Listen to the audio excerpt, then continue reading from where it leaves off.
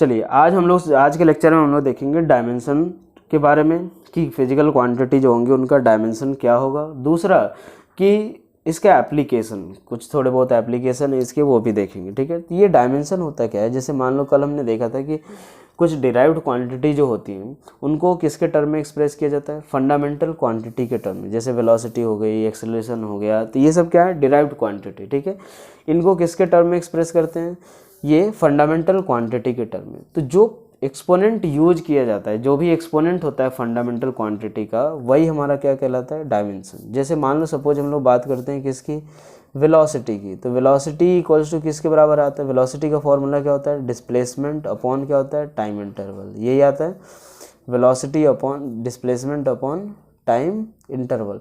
अब एक बात देखो, ये डिस्प्लेसमेंट एक तरह का क्या होता है, लेंथ होता है। तो एक तरह का लेंथ हो गया, और ये एक तरह का, ये एक तो टाइम ही है। ठीक है, तो लेंथ की पावर 1 यूज की और टाइम की पावर भी 1। तो हम लोग क्या लिखेंगे कि dimension of velocity, dimension of velocity is 1 in length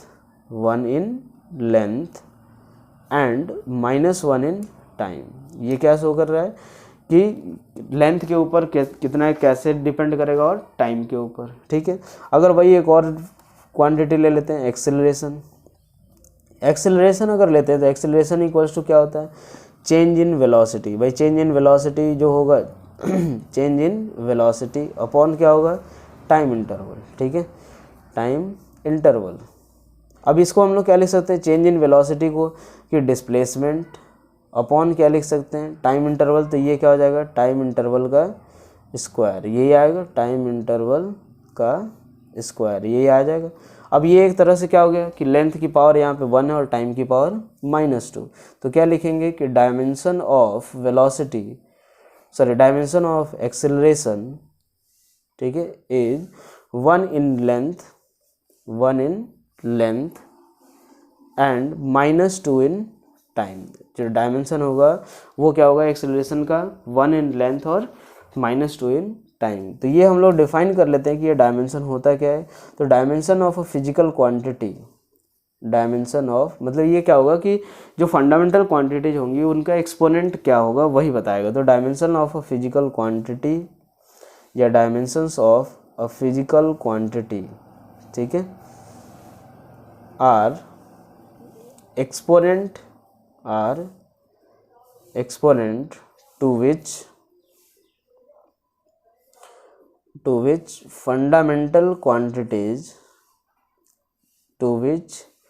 fundamental quantities are raised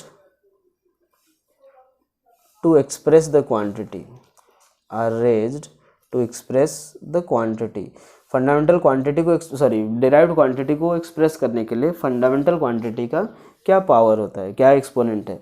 अब हमने क्या किया, जो देखा कि फंडामेंटल क्वांटिटी के टर्म्स में ही हम लोग अगर एक्सप्रेस कर रहे हैं तो सबसे पहले ये फंडामेंटल क्वांटिटीज का डायमेंशन डिफाइन कर लेते हैं। तो ये क्या डिफाइन कर रहे हैं, डायमेंशंस ऑफ फंडामेंटल क्वांटिटीज या डायमेंशन ऑफ फंडामेंटल क्वांटिटीज। ठीक है, चलो ये पहला हम लोग देख लेते हैं, मास। तो मास के डायमेंशन के लिए क्या यूज करते हैं, कैपिटल M। एक बात ध्यान रखना, जो भी क्वांटिटी का डायमेंशन लिखना रहता है हमें ये स्क्वायर ब्रैकेट में लिखते हैं। ठीक है, लेंथ का क्या होगा, मास हो गया, ये लेंथ का क्या हो जाएगा, कैपिटल L। ठीक है, फिर टाइम का क्या हो जाएगा, कैपिटल T। टाइम का क्या हो जाएगा, कैपिटल T। टेम्परेचर का देखते हैं, तो टेम्परेचर का क्या हो जाएगा, थीटा। टेम्परेचर के लिए हम लोग क्या यूज करते हैं, थीटा। ये अमाउंट ऑफ सब्सटेंस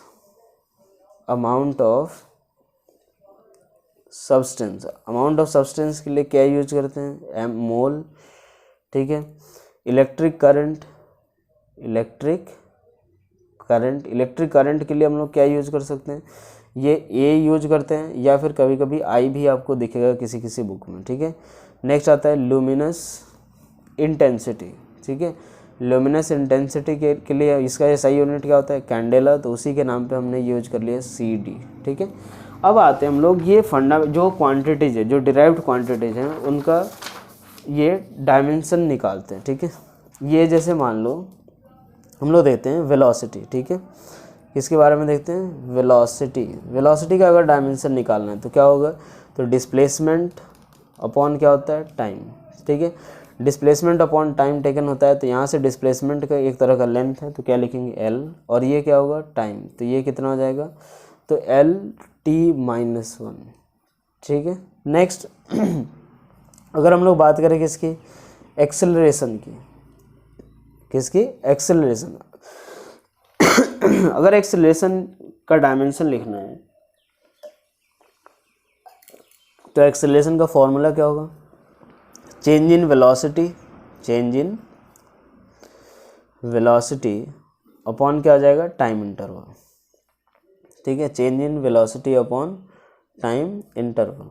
अब change in velocity upon time interval आया, चेंज इन वेलोसिटी का डायमेंशन जो होगा वो वेलोसिटी के डायमेंशन ही होगा, तो L T minus 1 upon time interval का टी, तो ये क्या हो जाएगा, एल टी माइनस 2, चाहे तो लिख सकते हैं इसको क्या, M zero L T minus 2। ठीक है, इसके बाद अगर हम लोग देखते हैं फोर्स के बारे में। ठीक है, फोर्स इक्वल्स टू क्या होगा, फोर्स इक्वल्स टू हमारा क्या होगा, मास इनटू एक्सेलरेशन। ठीक है, मास का डायमेंशन क्या होगा, एम, एक्सेलरेशन का एल टी माइनस 2, यही हो जाएगा।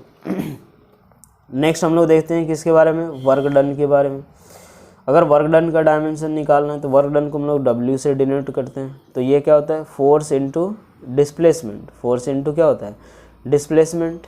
तो फोर्स का डायमेंशन क्या होता है, एम एल टी माइनस 2, और इसका क्या होगा, एल, तो यहाँ से इसका डायमेंशन क्या हो जाएगा, M L two T minus 2।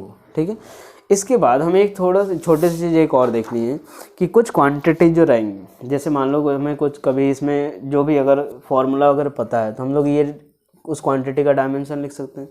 अगर जो भी जैसे मान लो इसका फॉर्मूला पता है तो इसका डायमेंशन लिख लिया हमने। ठीक है, तो कभी कभी फॉर्मूले में कुछ कांस्टेंट भी आएंगे। ठीक है, जैसे 10th में पढ़ा होगा अगर किसी ने कि जो ग्रेविटेशनल फोर्स होता है वो कितना होता है, F=G(m1m2/r²। ठीक है, नहीं पढ़ा तो कोई बात नहीं, 11th में हम लोग ग्रेविटेशन चैप्टर में पढ़ेंगे। तो ये जो G होता है वो क्या होता है, यूनिवर्सल ग्रेविटेशनल कांस्टेंट। तो ऐसे कांस्टेंट आएंगे, तो कुछ कांस्टेंट जो होते हैं ऐसे होते हैं जिनके पास डायमेंशन होता है, कुछ ऐसे भी कांस्टेंट होते हैं जिनके पास डायमेंशन नहीं होता है। ठीक है, फिर कुछ ऐसे वेरिएबल रहेंगे जिनके पास डायमेंशन होगा और कुछ ऐसे वेरिएबल रहते हैं जिनके पास डायमेंशन नहीं होता है। ठीक है, तो ऐसे एक बार देख लेते हैं उनके बारे में। फर्स्ट देखते हैं हम लोग किसके बारे में, डायमेंशनल कांस्टेंट। ठीक है, डायमेंशनल कांस्टेंट। डायमेंशनल कांस्टेंट क्या हो गया कि कोई वैसे ये सारे क्या रहेंगे, कांस्टेंट, लेकिन इनके पास क्या रहेगा, डायमेंशन। जैसे एग्जांपल के तौर पे क्या होगा, कैपिटल जी, इसके पास डायमेंशन होता है। एक और आएगा epsilon not, permittivity of the medium, ये अभी 12th में आएगा आप लोगों को। ठीक है, बाकी बस ऐसे ही ध्यान रखना है, ये परमिटिविटी ऑफ मीडियम, ये भी क्या होता है, एक डायमेंशनल कांस्टेंट होता है। ठीक है, सेकंड हम लोग निकाल सकते हैं, जैसे अगर मान लो जी का डायमेंशन निकालना हो। ठीक है, जी का डायमेंशन, तो इसके लिए फॉर्मूला यूज कर दो, तो F= कितना, G(m1m2/r²। जब भी आपको अगर देखोगे 11th में आपको जनरली फॉर्मूला दिया हुआ रहेगा तो उसका डायमेंशन निकालना है, तो G= क्या रहेगा, G= क्या लिख सकते हैं, F(r²) अपॉन कितना, m1m2, यही आएगा। अब एक बार देखो F का डायमेंशन क्या लिखेंगे, mlt-2। ठीक है, r² का डायमेंशन L2, और ये इसका क्या हो जाएगा, m2। ठीक है, तो यहाँ से इसका डायमेंशन क्या आएगा फाइनल, m-1 L3 और t-2। ठीक है, अब एक बार देखो सेकंड हम लोग देखते हैं किसका। सेकंड हम लोग बात करें अगर जैसे मान लो डायमेंशनल या डायमेंशनलेस कांस्टेंट, डायमेंशनलेस कांस्टेंट।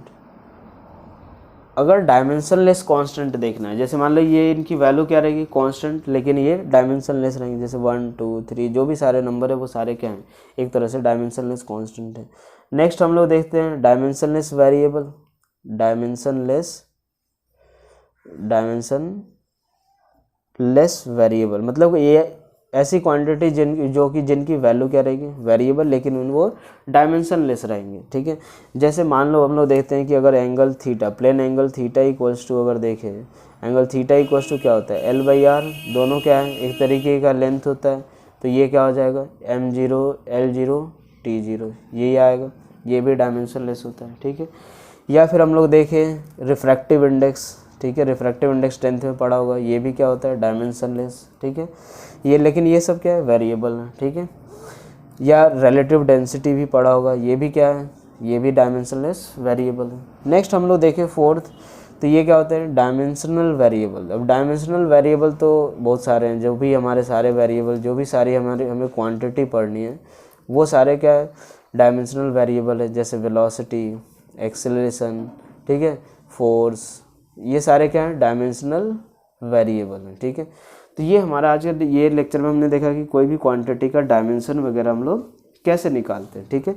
इसके बाद हमें देखना है थोड़ा सा कि जो ट्रिग्नोमेट्रिक क्वांटिटी होती है, ठीक है, जैसे मान लो ट्रिग्नोमेट्रिक, जैसे सपोज एक्सपोनेंशियल, जैसे सपोज e⁻x हो गया, इसका ये भी क्या होता है, डायमेंशनलेस, m0 l0 t0, ठीक है।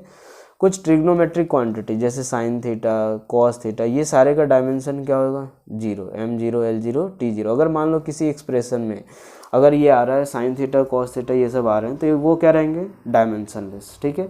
इसके बाद अगर हम लोग देखें e⁻x हो गया, साइन थीटा हो गया, ठीक है, ये जैसे मान लो log x हो गया, तो ये भी क्या होगा, ln x हो गया, ये सारे भी क्या होंगे, डायमेंशनलेस, ठीक है। तो अगर किसी एक्सप्रेशन में आपको ऐसी एक्सप्रेशन अगर या ऐसा टर्म मिल रहा है, तो आप उसकी जगह सीधा सीधा क्या लिख दोगे, m0 l0 t0, ठीक है। चलो एक और देख लेते हैं, जैसे चलो ठीक है, m0 l0 t0। Thank you.